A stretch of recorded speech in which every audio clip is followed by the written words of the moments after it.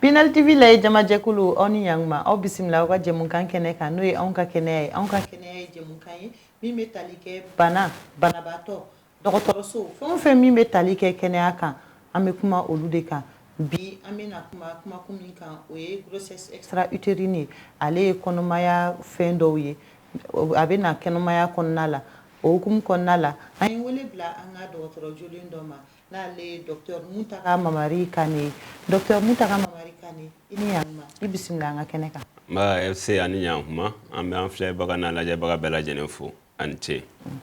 Ayiwa an b'a fɔ ko i ni ɲantuma i bisimila i ko kura an ka kɛnɛ kan an bɛna don babu kɔnɔna la ni ɲininkali min ye o ye grossesse extra utérine an bɛ hakɛto ɲini an lajɛjamajɛkulu fɛ k'a fɔ grossesse extra utérine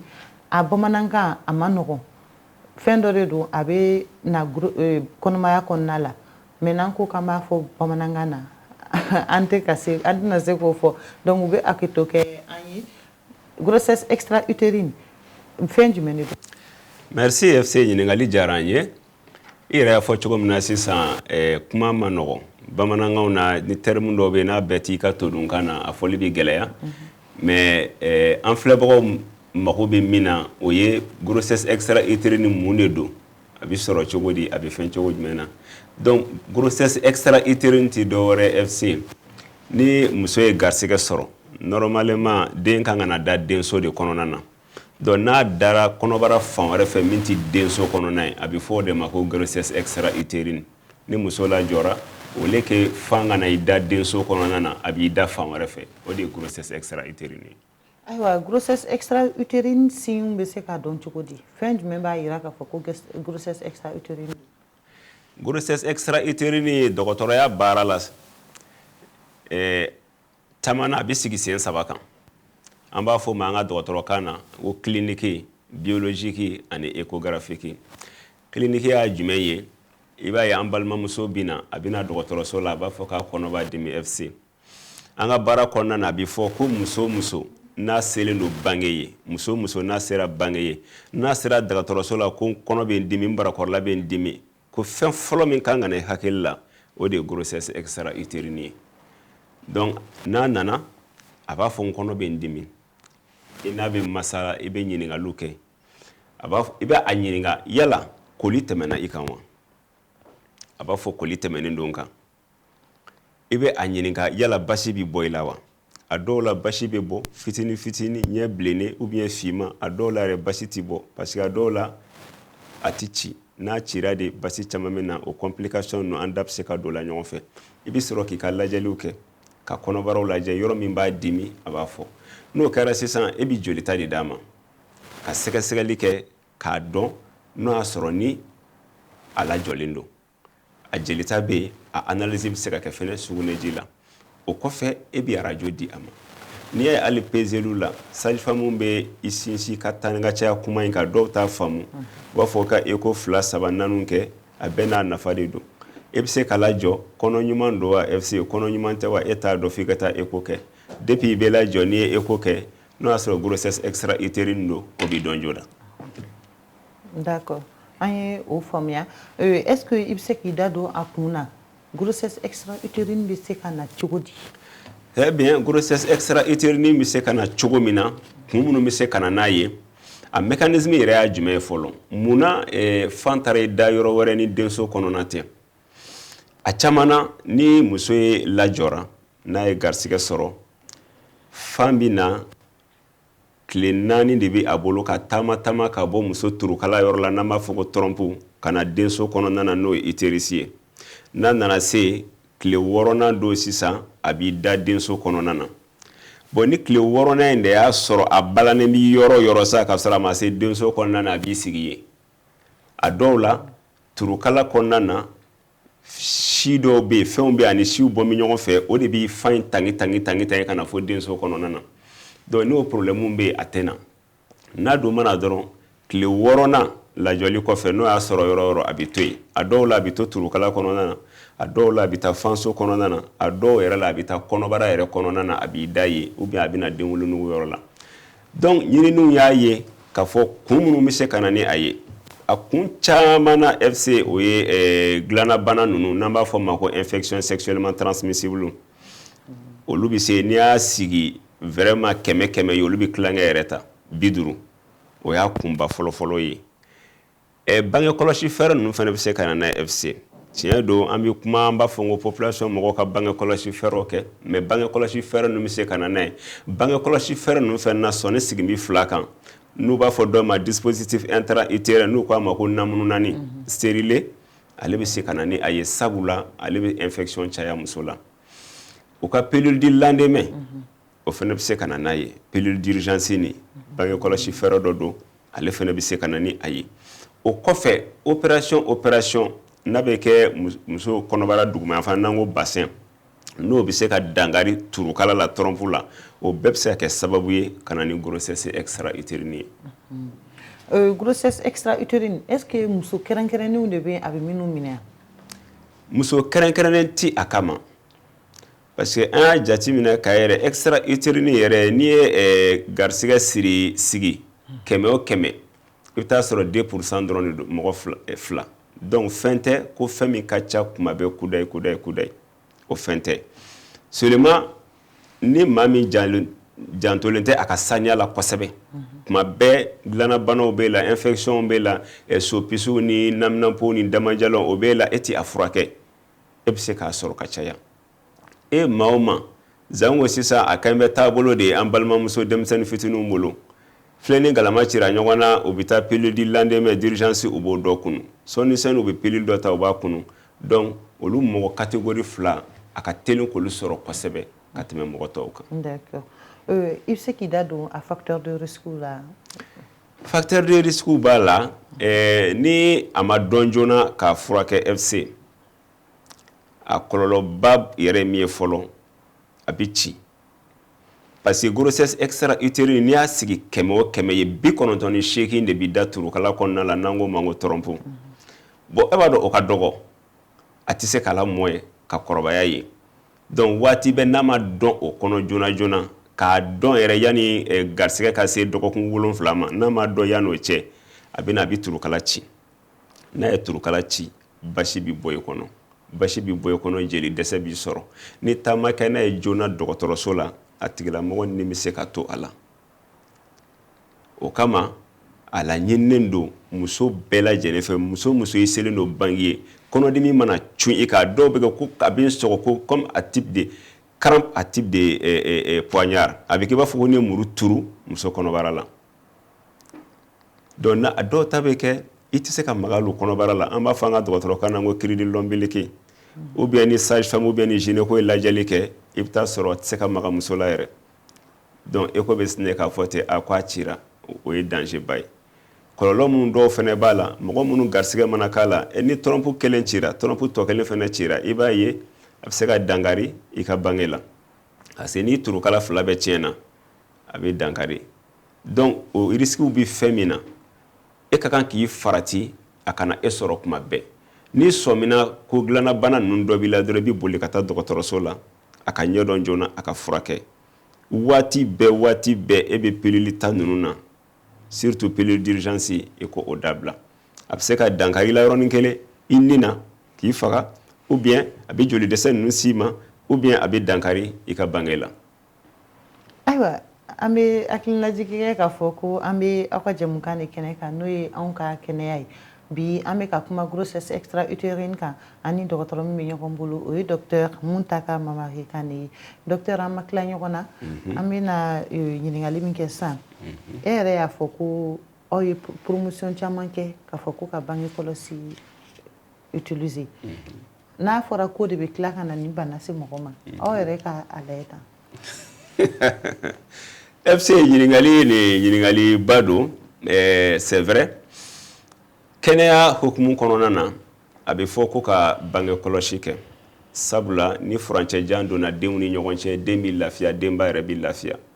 sabula waati de kan ka di denso ma musoya minɛ minnu bɛ kɔnɔna na u ka lafiya ni bange tugutugura ɲɔgɔn na o fana kɔlɔlɔw ka ca FC foyi dama tɛmɛnen de man ɲi n y'a fɔ sisan ni filɛ ni galama cira ɲɔgɔn na dɔrɔn u bɛ taa pilule d'urgence ta k'a kunu o ye olu tɛ bange kɔlɔsi yɛrɛ sariya yɛrɛ la bato u tɛ fɛn dɔ kan dɔgɔtɔrɔ y'u bila min kan parce que ni bɛ bange kɔlɔsi yɛrɛ kɛ f'i ka wuli ka se dɔgɔtɔrɔso la i n'u ka masala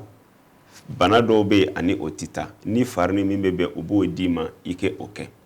bange kɔlɔsi suguya ka ca a bɛɛ tɛ furakisɛ kunun ye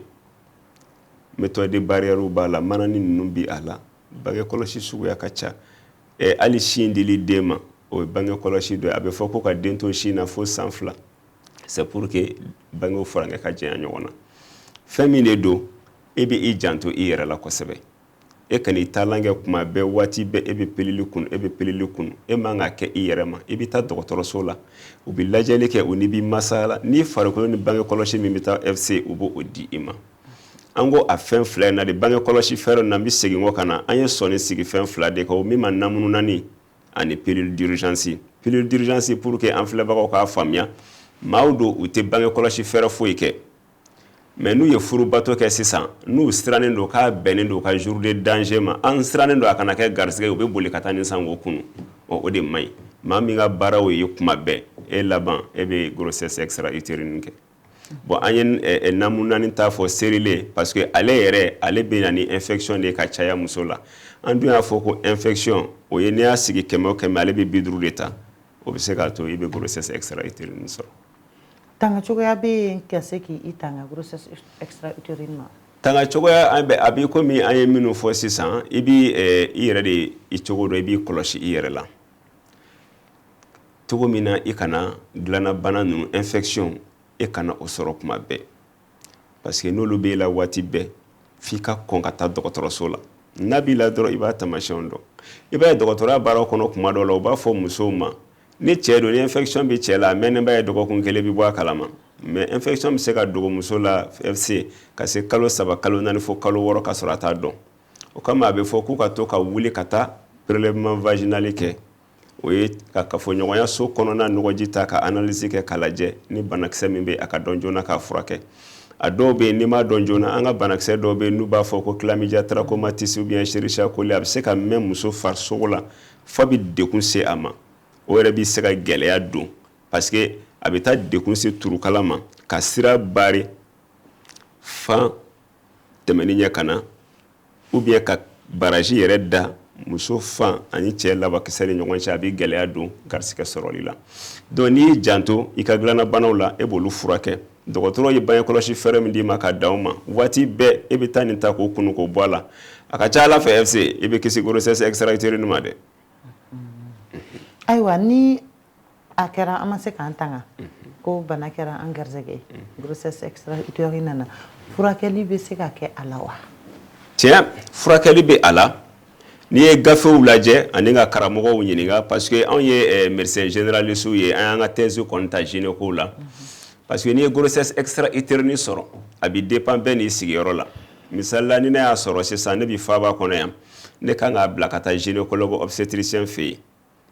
n'i bɛ yɔrɔ la ni o tɛ yen ko chirurgien de ka surun la i b'a d'o ma olu bɛɛ bɛ se ka a baara in kɛ parce que opération baara de don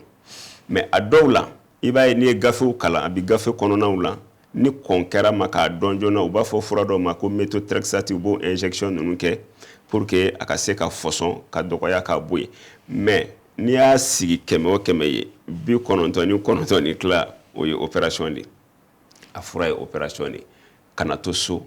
muso ko ne kɔnɔ bɛ n dimi a bɛ ka ɲɛnɛmini a bɔra ka bin yɛrɛ a y'a boli biribiri a k'a ta ka dɔgɔtɔrɔso magɛ yɔrɔ min ka surun aw la u bɛ sɛgɛsɛgɛliw kɛ joona k'a lajɛ ni grossesse extra-utérine do dɔrɔn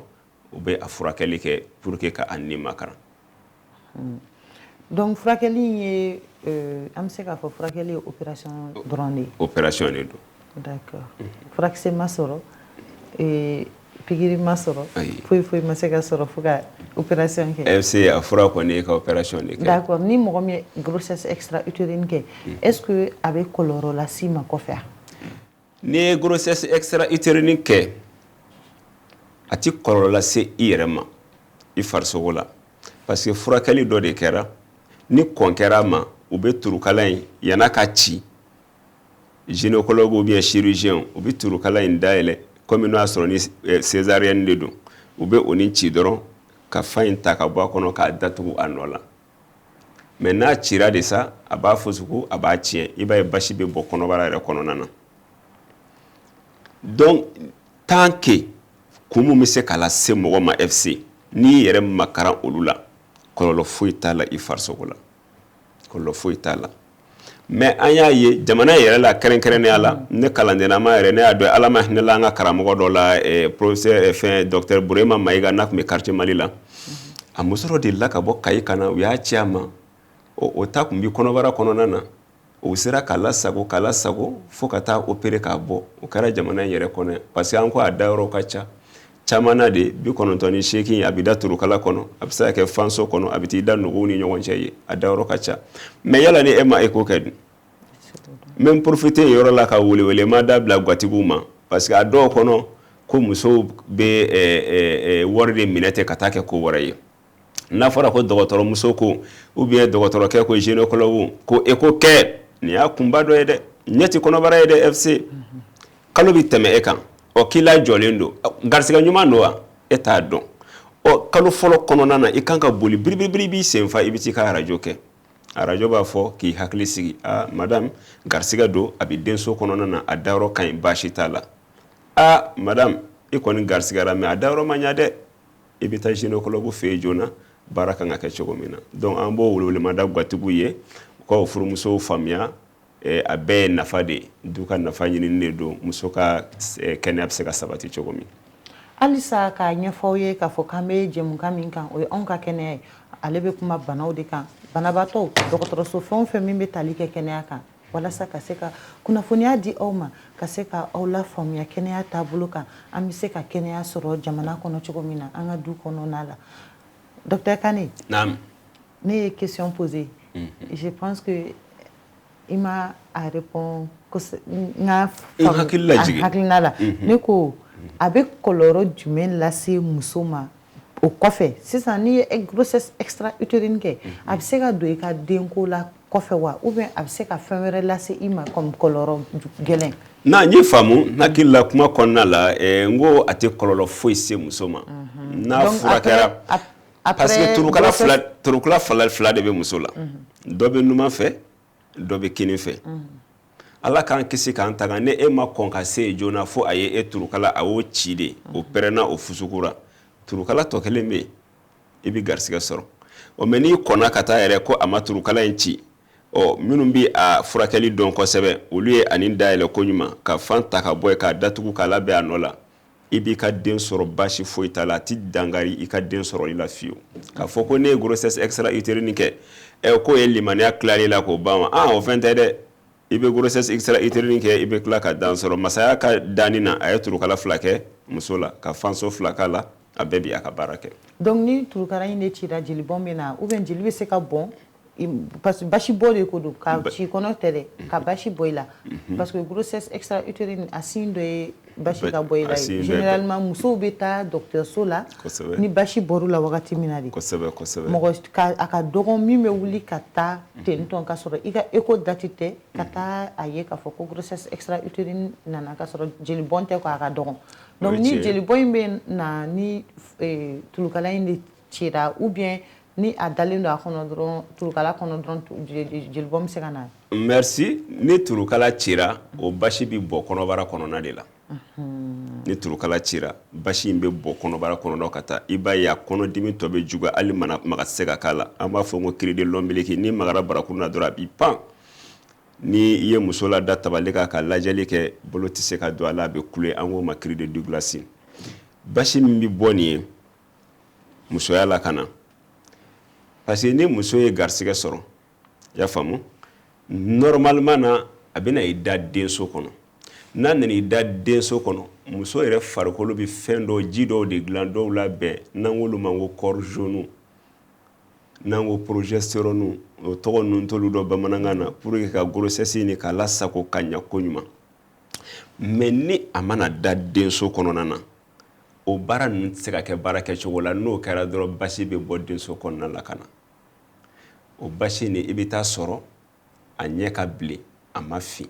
n'i y'a finnen ye i bɛ taa sɔrɔ turukala ma ci pewu ka bɔ ɲɔgɔn na a ma pɛrɛn mais a ye dangari a kɔnɔna na fan cira ye donc o basi ni be sholo ka bɔ turukala kɔnɔna kana bon o natɔ bi tan janta o bɛna bɔ kuma o b'a sɔrɔ o fini do sinon n'a cira o basi bɛ kɛ kɔnɔbara kɔnɔna de la mais min bɛ bɔ nin ye comme den fa mana da denso kɔnɔna dun muso farakolo tɛ se ka ji ninnu labɛn tugun a ɲɔgɔnna min ka fusa den yɛrɛ ma n'o kɛra dɔrɔn i b'a ye basi bɛ bɔ denso kɔnɔna kana da dɔw la a bɛ kɛ muso kɔnɔ n ka laada don ou bien fɛn wɛrɛ don o tɛ laada tɛ i bɛ boli ka taga i b'a lajɛ basi b'a la ka bɔ i la e kɔnɔbara b'i dimi kojugu barakɔrɔla b'i dimi boli ka taga dɔgɔtɔrɔso la dɔgɔtɔrɔso min ka surun i la. Docteur Muntaka Mamari Kane halisa an bɛ ɲɔgɔn bolo an bɛ ka kuma grossesse extra-utérine de kan n'ale kɔnɔmaya taabolo dɔw ye i yɛrɛ ka fɔ la a bɛ dɔn kɔnɔmaya daminɛw de la wa a kan ka furakɛ olu kɔnɔna de la ni a kɛra muso garisɛgɛ sisan san kɔnɔna la Mali la a bɛ se ka kɛ muso joli sata ye. Merci FC ɲininkali diyara an ye bon kɛrɛnkɛrɛnnenya la Mali la hali ni kalan kɛlen don a ka recherche kɛlen don a kan n tɛ se ka n sɔnni sogo kan mais bagurupu ba la n'i y'a ta a épidémiologie kɔnɔna na muso minnu bɛ to muso kɛlɛ la parce que n'i ko muso kɛlɛ dɔrɔn caman b'a ye jiginni waati mais alors que n'i ye garisɛgɛ sɔrɔ n'a ye dankari la an b'a fɔ o ma ko muso kɛlɛ an y'a fɔ kuma dɔ kɔnɔna la ko a ka dɔn joona yani i ka se dɔgɔkun 7 yɛrɛ ma pour que furakɛli ka kɛ ka sɔrɔ complication ma bɔ a la ka sara ma bɔ a la ni o ma kɛ FC muso ka kalo 3 fɔlɔ muso min ye garisɛgɛ sɔrɔ n'an b'a fɔ ko premier trimestre kalo 3 fɔlɔ kɔnɔna na n'i ye muso sigi 100 o 100 ye a bɛ dankari tanni na n'i ye muso sigi 100 o 100 kalo 3 fɔlɔ kɔnɔna na min ta ma dɔn joona fo a kɛra kasara ye muso 100 o 100 muso tanni bɛ to a la donc o de kama grossesse extra-utérine an b'a kuma tanni ka segin ka caya parce que kasara de don n'a ma dɔn joona dɔrɔn a man ɲi muso ni bɛ se ka to a la yɔrɔnin kelen. Mun bɛ se ka na ni o ye ka se fo muso min bɛ to bange muso kɛlɛ la a ka kɛ sigiyɔrɔma muso mɔgɔ 10 min bɛ se ka to a la mun bɛ na ni o ye. Awɔ FC an y'o de fɔ sisan ni kalo tɛmɛn'i kan n'i ma taa dɔgɔtɔrɔso la i t'a dɔn n'i lajɔlen don tuma dɔ la kalo bɛ tɛmɛ i kan i bɛ tile dama retard kɛ a bɛ na ou bien kalo 1 pan yɛrɛ a bɛ na mais kalo tɛmɛna e kan FC e barakɔrɔla b'i dimi e ko mɔgɔ ye muruturu i kɔnɔ la basi b'a la ka bɔ e la e yɛrɛ e b'i ɲɛnɛmini i kan ka mun kɛ i tɛ boli ka se dɔgɔtɔrɔso la min ka surun i la mais ni e y'a kɛ ko a bɛ tɛmɛ dɔw yɛrɛ u bɛ ɲɔgɔn u b'a fɔ garisɛgɛ daminɛ bɛɛ ka gɛlɛn kɛ muso ye o tɛ dɛ muso si tɛ fugari ye ni dekun b'i la dɔrɔn dɔgɔtɔrɔso min ka surun i la joona e bɛ taga a y'a mara garisɛgɛ daminɛ de don dimi b'a la a b'i tɔɔrɔ a muɲu a bɛ to a muɲu in n'a ye joli bɛ ka tɔnti a kɔnɔ dɔɔni f'a joli bɛ ban ni joli dɛsɛ ye mɔgɔ sɔrɔ ka se fo yɔrɔ dɔ ma fɛnɛ o kunbɛ cogo t'o la tuguni dɛ hali ni ye basi don a tigi la sa ni bɛ to a la o kama i bɛ kɔn ka taga n'e ma kɔn ka taa turukala in bɛ pɛrɛn ou bien basi b'a la ka tɔnti a kɔnɔ dɔɔni kɔnɔbara in b'a la ka funu ka taa ka fa joli la a bɛ taa kuma yɔrɔ hali n'u ye opération kɛ a tɔgɔ bɛ tasa ka da dɔgɔtɔrɔ kunna k'a sɔrɔ a ma kɔn ka se parce que basi bɔnna fo ka dama tɛmɛ a tɛ se k'a récupérer tuguni a ni bɛ to a la. Nin ye jɛmukan in ka laɲini dɔ ye walasa ka se ka kunnafoniya di aw ma i m'a dɔn nin ye ladilikan ɲuman ye k'a fɔ ko an ka wuli ka se dɔgɔtɔrɔso la a wagati walasa an bɛ se ka an nin tanga ka se ka denbaya nin tanga cogoya min na wa gatigikɛw fana k'u jɔ u jɔyɔrɔ la an bɛ jɛmukan min kɛnɛ kan o ye an kungo dɔ ye ale bɛ Pinal TV sanfɛ walasa ka se ka kunnafoniya di aw ma bi an bɛ ka kuma grossesse extra-utérine de kan kɔnɔmaya taabolo dɔw don ani docteur Muntaka Mamari Kane de bɛ ɲɔgɔn bolo an bɛna ɲɛsin docteur ma a ka se k'a fɔ an ye ladilikan minnu bɛ a bolo ka ɲɛsin musow ma denbaya ani gwatigiw ma. FC ɲininkali diyara an ye yani n ka don ladilikan ninnu na i ka yamaruya kɔnɔ n bɛ segin n kɔ dɔɔni an ko kun minnu bɛ se ka na n'a ye n kun panna cigarette min kunna tabagisme taba muso min bɛ cigarette min kojugu parce que dɔnniw y'a yira ɲininiw y'a yira n'i bɛ cigarette min a bɛ jouer fogo kan cogo min na a bɛ jouer turukala kan ten parce que an y'a fɔ muso fan ani cɛ ka lawakisɛ de bɛ ɲɔgɔn bɛn turukala kɔnɔna na o de bɛ kɛ den ye o de bɛna kana da denso kɔnɔ ka kɔrɔbaya ye mais pour que a ka yena sɔrɔ fo turukala fɛn dɔw b'a kɔnɔ n'an ko ma si a ka se ka faamuya olu de b'a tange kana bila fo denso kɔnɔna na o ɲɔgɔnnaw fɛnɛ de bɛ fogo kɔnɔna na an bɛ se ka fiɲɛ sanuman sɔrɔ cogo min na cigarette b'olu jeni k'olu faga cogo min ɲininiw y'a yira k'a bɛ se ka turukala fɛnɛ ta faga donc cigarette min musow man ka cigarette min o bɛna n'a ye lajɛlu ɲininiw fana y'a yira k'a dɔw yɛrɛ ye u dancogoya ye dancogoya jumɛn i bɛ taa sɔrɔ masa ka danni kɔnɔna na muso dɔw turukala a cɔrɔ min ɲɔgɔn ma k'a ni dɔgɔya ni a ko a bɛ tɛmɛ ka na a bɛ balan a kɔnɔna na a dɔw la fɛnɛ u bɛ gɔlɔngɔlɔn turukala in f'a ka tilen de a ka tɛmɛ ka na mais yɔrɔ n'a gɔlɔnin don a bɛ balan sira la olu y'a kun dɔw ye ladilikan min b'an bolo sa k'a di muso ninnu ma ladilikan ninnu bɛ ɲɛsin hali gatiguw ma parce que an ka jamana ninnu kɔnɔ n'i ye jamana in fantan bɛɛ yala ka don an ka togodaw la i b'a jateminɛ hali muso ka kɛnɛya ti a yɛrɛ bolo tant que ni sotigi ma sira di k'i ka taa dɔgɔtɔrɔso la taali ye baara ye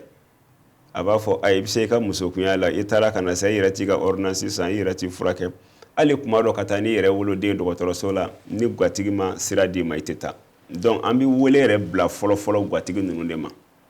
n'u musow man kɛnɛ dɔrɔn u k'a dɛmɛ ka fara k'a ta ka taa n'a ye dɔgɔtɔrɔso la n'a ka furakɛ joona min kɔni bɛ fɔ musow ye dilanna bana ninnu u k'u janto a la ko janto yɛrɛ la de kɔrɔcogo ka ɲi dɛ FC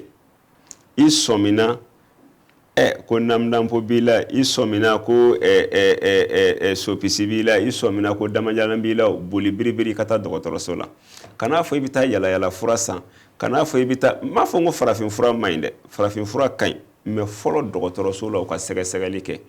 hali sisan bolodi ɲɔgɔnma baaraw la an bɛ an ka laadala furakɛla ninnu u b'a fɔ ko taa analyse kɛ fɔlɔ n'a yira la ko nin bana in b'i la i bɛ sɔrɔ ka na ne fɛ yen donc an b'u fɔ o baaraw la minnu b'o kɛ minnu t'o kɛ u k'u ladege donc ni muso ko a bɛ ko kalo tɛmɛna ne kan dɛ ne ka kalo tɛmɛna ne kan sotigi ne barakɔrɔla bɛ ka n dimi b'a la kojugu n yɛrɛ bɛ ka ɲɛnɛmini wa basi fitinin bɛ ka bɔ n na boli ka taga n'a ye sabula grossesse extra utérine n'o ye den ka da kɔnɔbara fan wɛrɛ fɛ min tɛ denso kɔnɔna ye a kasaraw ka bon n'i ma kɔn ka taa n'a ye muso ni bɛ se ka to a la o cɛ man ɲi donc an b'o wele bila gatigiw ma ka welew bila musow bɛɛ lajɛlen ma u k'u janto sabula an ka jamana ninnu kɔnɔ ni t'i bange kɛ a faamuya man di mɔgɔw t'a kun dɔn a bɛɛ kun tɛ muso yɛrɛ dɔrɔn ye mais ni t'i fɛn min dɔn i bɛ fɛn min dɔn o de ye furakɛli ka di joona bana kunbɛ ka fisa bana furakɛ donc bɛɛ ka wuli cɛ muso an bɛɛ ka fara ɲɔgɔn kan an ka ɲɔgɔn dɛmɛ a la ni muso man kɛnɛ dɔrɔn FC boli ka taa n'a ye dɔgɔtɔrɔso la dɔgɔtɔrɔso min ka surun i la dɔgɔtɔrɔ n'a sera e min ma ni don i ka donsoya ma se jinɛ faga ma Fatim ka n'i kɛ jinɛ kan dɛ tiɲɛ tɛ ne ko sisan ne ye dɔgɔtɔrɔ ye ne ye généraliste ye ne ka baara kɔnɔna na ni ne y'a dɔn ne kan k'a bila ka taa di gynécologue ma n'o bɛ n kɛrɛfɛ n'o yɔrɔ ka jan n b'a bila ka taa di chirurgien ma ne y'i bugɔ a ka ye nin tɛ foyi ye e yɛrɛ ma écho d'a ma a ka écho kɛ e ye pikiri dɔw k'a la dimi pikiri dɔw k'a la a ye taa a b'i wolo kasara de la an b'o wele yɛrɛ bila an yɛrɛ kɛnɛya tigilamɔgɔw ma n'i ka baara tɛ fɛn min ye ka n'a tigi minɛ i bolo ye parce que jamana nin kɔnɔ mɔgɔ bɛ fɛn bɛɛ da Ala kun Fatim Ala de y'a latigɛ ne m'a fɔ Ala ma latigɛ dɛ a dɔw ye buna adamadenw yɛrɛ ka latigɛ ye dɛ e ka baara tɛ fɛn min ye e y'a minɛ k'i bugɔ a kan ye f'a nin tora la somɔgɔw b'a fɔ an ka di Ala ma hali ni somɔgɔw y'a di Ala ma a dɔw la Ala t'i yɛrɛ to ye dɛ donc an bɛ wele min bila ka di bɛɛ lajɛlen ma o de ye nin ye Fatim. Ayiwa an ye nin welewelelikan lamɛn an b'a fɔ k'a fɔ ko kulun sera cɛncɛn ma an sera nin jɛmukan in danyɔrɔ la an ni maa min tun bɛ ɲɔgɔn bolo o ye Dr Muntaka Mamari Kane ye an tun bɛ ka kuma grossesse extra utérine de kan o ye muso ka kɔnɔmaya taabolo dɔw ye a bɛ se ka na muso bɛɛ ma a ye welekanw bila ka na an k'a dɔn k'a fɔ wuli kuma dɔn o ka fisa an sen ka di ye an ka wuli ka se dɔgɔtɔrɔso la joona an ka se ka taa kɛnɛya tigilamɔgɔw fɛ yen ka taa an yɛrɛ lajɛ o de ka fisa an ma o de bɛ se ka na ni nɔgɔya ye ni furakɛli musaka bɔra sotigi kun ani dépenses yɛrɛ la sɔrɔ bɛ se ka yiriwa fɛn caman bɛ se ka k'o kɔnɔna la donc an k'an janto an yɛrɛ la an ka se ka jɛmukan ninnu lajɛ ka u ka conseils matarafa fɛnɛ an b'a fɔ ko aw ni ce aw ka layɛliko ɲuman na ala k'an bɛn an ɲɔgɔnna wɛrɛ ma